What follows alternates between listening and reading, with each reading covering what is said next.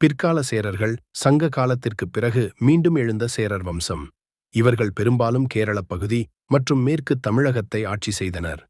இவர்களின் ஆட்சி காலம் கிபி 9ஆம் நூற்றாண்டு முதல் 12ஆம் நூற்றாண்டு வரை இருந்தது. முக்கிய தகவல்கள்: மகோதயபுரம் தலைநகரமாக இருந்தது. இவர்கள் குலசேகரர்கள் என்றும் அழைக்கப்பட்டனர்.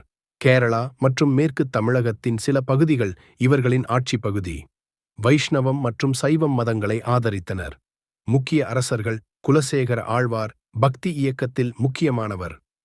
வைஷ்ணவ சமயத்தை ஆதரித்து பெருமாள் திருமொழி என்ற நூலை எழுதியவர். ஸ்தானு ரவிவர்மன் சிறந்த நிர்வாகி, வெளிநாட்டு வாணிபத்தை வளர்த்தவர்.